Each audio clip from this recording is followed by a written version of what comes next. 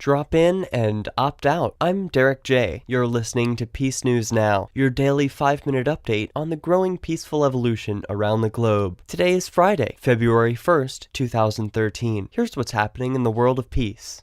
Sometimes, when a reporter collects and presents the news on a daily basis, he makes a mistake. Yesterday, I mistakenly reported the company and website of BitPay CEO Tony Galippi, whose website is bitpay.com. I apologize to Tony and to the listeners of PNN who may have been surprised to hear yesterday's error. Learn what BitPay can do for your business at bitpay.com. Al Gore had to face the music after he sold his climate change-centered television project Current TV to the tune of $500 million. The buyer? Al Jazeera, a news organization owned and funded by Qatar, a nation whose wealth is derived from the extraction and sale of oil. This purchase has resulted in a slew of difficult questions hurled at Al Gore, which seem to suggest that his motivation lies with dollars and not with saving planet Earth from the perils of climate change. The Gore appeared on several morning, primetime, and late-night talk shows to discuss his new book, and at every opportunity, he was hounded by his interviewers about the hypocrisy of his recent sale. The joke here is that anyone is surprised that a politician would compromise his purported values to line his pockets. Are you an online merchant? Your website reaches 195 countries around the world, but does your payment network? BitPay is an electronic payment processing system for the Bitcoin currency. They enable online merchants to accept Bitcoins as a form of payment, just as they accept payments from Visa, MasterCard, or PayPal. BitPay is available in every country, and you can set your prices in over 30 different currencies. Merchants choosing to keep the Bitcoins can be anywhere in the world. Merchants in some countries can choose to receive a direct deposit into their bank account. Learn more at bitpay.com. This Wednesday, the Wyoming House voted in favor of a bill that would block the federal government from restricting assault weapons and high-capacity magazines. Members of the state House amended the bill to specify that federal officials who tried to enforce any ban would be subject to state misdemeanor charges instead of felony charges. The same day, members of the Arizona Senate introduced and voted to pass a bill similar to that in Wyoming. The Arizona bill finds any federal agent who enforces a gun ban on a person possessing a gun made in Arizona guilty of a felony. The bill also allows the state attorney general to defend anyone prosecuted for violating a federal gun ban in such a manner. John Diedrich and Raquel Rutledge write for the Journal Sentinel at jsonline.com. David Salkin unknowingly rented his building to agents of the Federal Bureau of Alcohol, Tobacco, and Firearms, who used it to run an undercover sting. The effort did not catch any major dealers or take down a gang. During its 10-month sting, the agency had $35,000 in merchandise stolen from its store, including an ATF military-style machine gun. After the burglary, agents and Milwaukee police officers who participated in the sting cleared out the store, but left behind a sensitive document that listed names, vehicles, and phone numbers of undercover agents. The agency remains locked in a battle with the building's owner, who says he is owed about $15,000 because of utility bills, holes in the walls, broken doors, and damage from an overflowing toilet. The agency has refused to pay. In a hearing scheduled for December 3rd of this year, Barack Obama's uncle will learn if he will be deported back to Kenya. Barack's uncle, also named Mr. Obama, is 68 years old. Obama's illegal Uncle Omar was discovered in Framingham, Massachusetts in 2011 while driving intoxicated. Let's hope Peace Prize Barry won't use the guns of the state to eject a member of his own family who's been living in the U.S. for over half a century. A hilarious Homeland Security video offers unhelpful advice to workers on what to do if a mass killer strikes their office. The DHS recommends hiding under a desk and grabbing a pair of scissors. The ridiculous video instructs victims to drop the scissors, stick their hands in the air, and drop to the ground when police arrive. I recommend carrying and becoming proficient in self-defense with a firearm. If you're not allowed to own and carry a weapon where you live, I recommend you move. That's all the time we have for today. Links to these stories can be found in this episode's show notes. PNN is on YouTube, iTunes, Twitter, and Facebook. If you enjoyed this episode, share the piece with your friends. For PeaceNewsNow.com, I'm Derek J. Peace.